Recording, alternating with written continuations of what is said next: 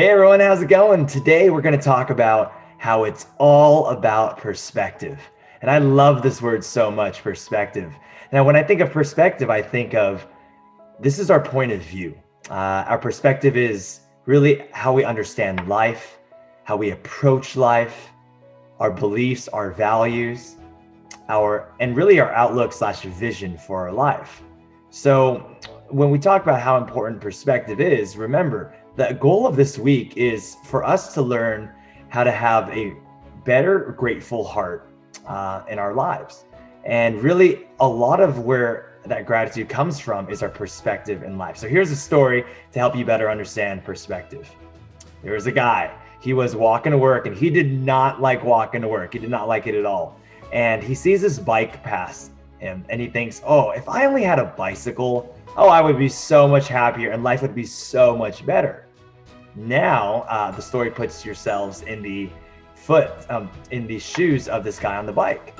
And this guy's been biking to work for many years and he sees his car pass and he thinks, oh, if I only had a car, I would be so much happier than I am now. And then the story puts you in the shoes of the person in the car. And this person thinks, wow, if I only had a nicer car with like all the bells and whistles, I would be so much happier in life. And then, as you can see, it never ends. This guy in a sports car wishes he had a helicopter. Why even drive at that point? Let's just fly above everyone. The guy in the helicopter just wishes they had a luxury plane to go in. But the very last frame of this story, wow, it brings it all home and it really makes you think. It really helps us build our perspective.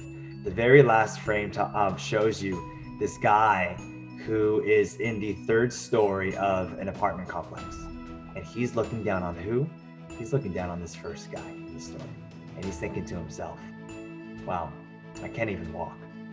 If I could only walk for one day, I would be so grateful. And that's how kind of like a story ends. But wow, talk about perspective. This story really helps me appreciate what I have in my life so much more. So here are the takeaways.